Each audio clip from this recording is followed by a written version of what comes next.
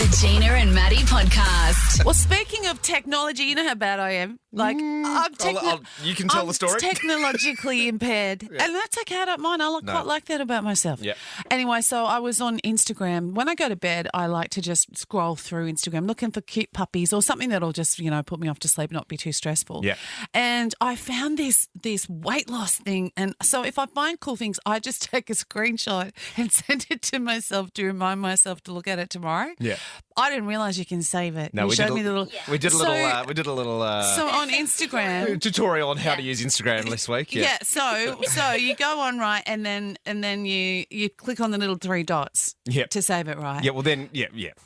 What? No, it's Well, sort of. There's a save feature down the bottom that you can just click on. It's like a bookmark. yeah, it looks like a that? little flag. Yeah, upside Yeah, down. get that. one. Okay, that one. saves it, and then But it saves it into your saved Where's folder. the saved folder? So then that's when you go to the top of your profile and hit the three little dots, and it comes up and it says saved. Here. No, so if you go to So you go to Your go profile. to you, Oh, okay. Your Yeah, profile. yeah, and then yeah. the little hamburger thing, three there, and then saved. and then saved. Hang on. What hamburger? Hamburger. Yep. Like, yeah.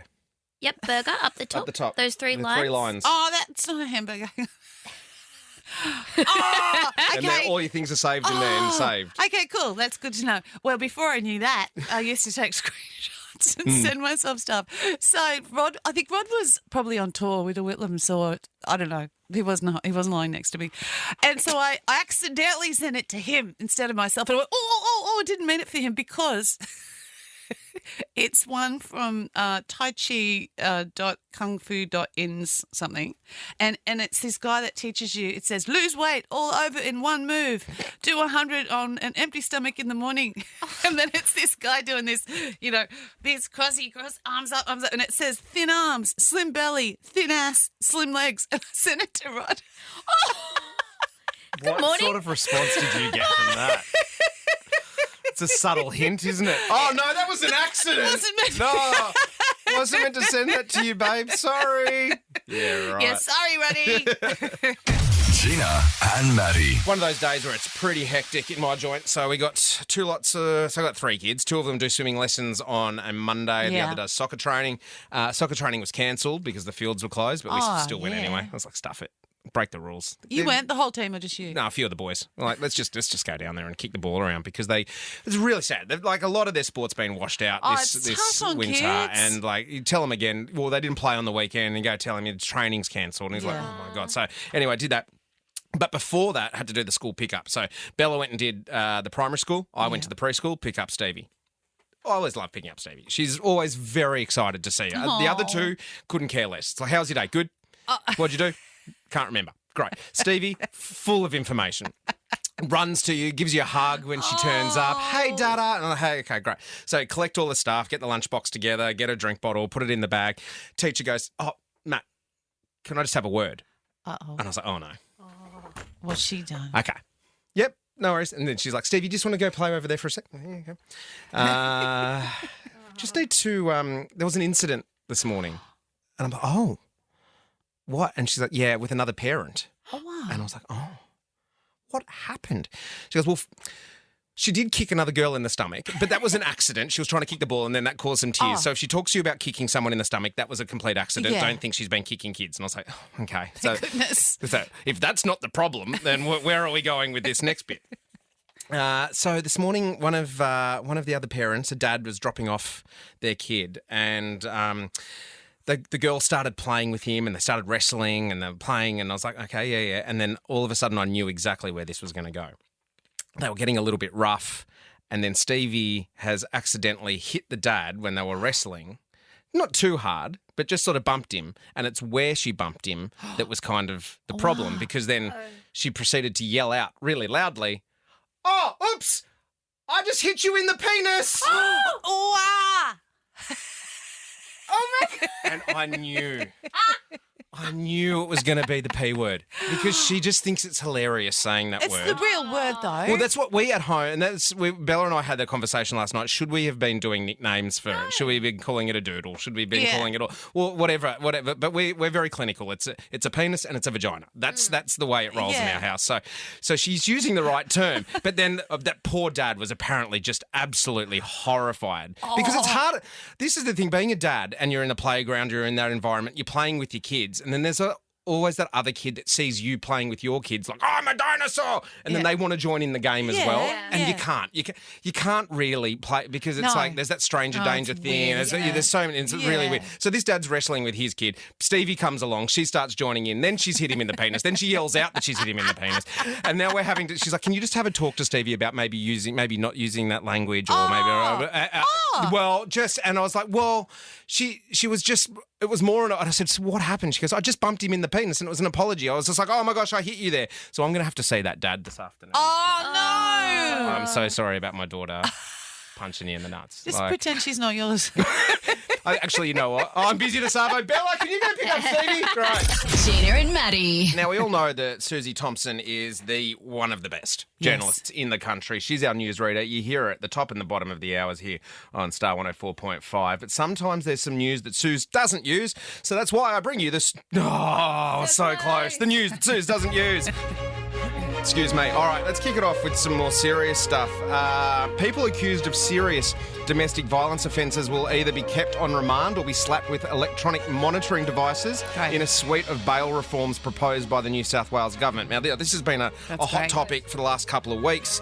It's been happening forever, but it's getting more and more in the spotlight. And they have to do something fast. They have to do something fast. And we heard about the tragic case of Molly Ticehurst in Forbes, where he was out on bail for a raft of very serious offences against her, and it should never have been the case. No. So these long-awaited measures will be introduced into state parliament today, so that the government will pitch it to the opposition. The opposition will go, yeah, actually, we want you to be harder on it, or we agree, let's sign off it, that kind of thing.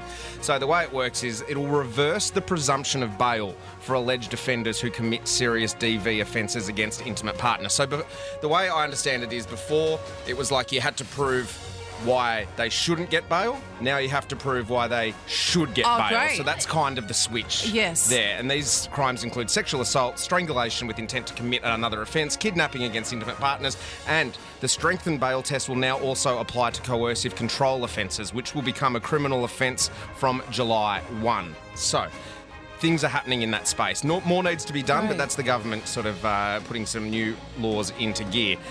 Speaking of laws, the court appeal begins for Sydney teacher Chris Dawson. Yesterday it started after being convicted of murdering his wife Lynette Sims in 1982. Yeah. So this is the My Teacher's Pet podcast. Yeah, I listened to the podcast that his daughter did as well. It's the follow-up. Yes. Yeah, so Chris Dawson's legal team has argued that his relationship breakdown with his first wife was the real reason she disappeared. What?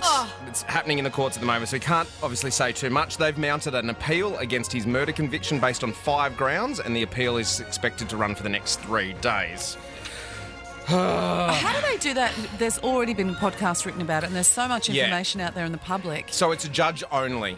Hearing. So there's no jury. It's a judge only. Because everyone's already got an opinion. That's exactly right. And when it was going through the courts last year or even the year before, they pulled the podcast off. You couldn't listen to it. Right. So it was no longer existed until the charges were laid, and then it came back again. Yeah. So, and that's it.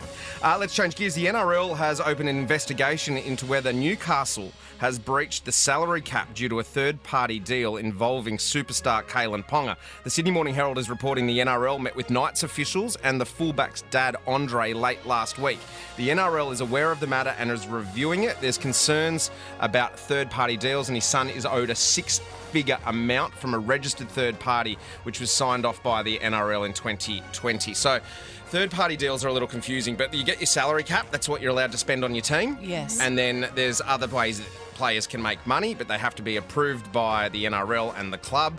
Say it's the Central Coast Mariners, you want to sponsor Nisbet, but he wants some more money. Right. You don't, Gina Jeffrey's Academy of Music doesn't have any affiliations with the Mariners, but you want to pay Josh to be like an ambassador for you, but that also goes into his wage there. So that's how that works. It's very confusing, but there is a bit of strife maybe for Ponga because he's already getting paid around $1.4 million a year on an extension. Yeah. But if he doesn't get these payments from the third party, then the club has to pay them. Then they could be in breach of a salary cap, get fined, lose points. So that's how that works. Speaking of Newcastle, did you see the aeroplane yesterday that had to make an emergency landing at Newcastle Airport? Yeah.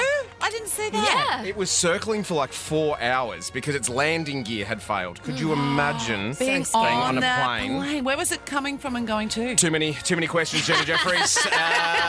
It was coming to Newcastle. That's all I know. The aircraft circled for 4 hours before it made the landing at 12:18 with no wheels down. The wheels were stuck up. It did a belly slide into the runway and everyone was like, hey, cheering it. Everyone was okay. Because wasn't frightening would it, that be? they did exactly what they were meant to do if that happened or something Yes. like that? Like Yeah. it was like, they were like, that sucks for you guys, but well done. Yeah, well done.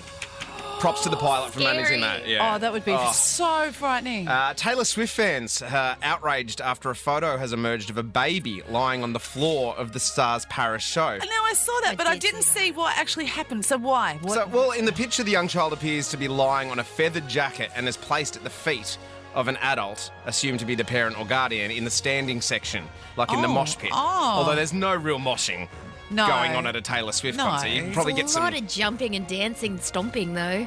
So this has been doing the rounds for the last couple of days. The tweet has been deleted, the original one that had the photo. Yeah. People are saying that she put the baby down just to take her jacket off because she was wearing one of those baby Bjorn carriers. Oh, yeah. And then picked the baby back up. Right. So I'm more okay with taking a baby to a Taylor Swift concert that's in a baby Bjorn than going to a stand-up comedy show to watch Arj Barker do stand-up. Yeah, it's very it's much different. safer. Very different. But pick the baby up. Can't see anything on the floor. Want to see what the outfit she's wearing. God. Youngest Taylor Swift fan ever. And everyone's friendly there. I'd be like, just give it to me. I'll hold it while you deal with that, and I'll give it back. Let's do one you more. too. Let's do one more. We've got enough time yet. Music hasn't run out yet. A woman has taken to the Tea Time Facebook group, an Australian-based gossip page, to share this shocking news. It read, "My ex had a baby, just found out he's named her the same name as me." What?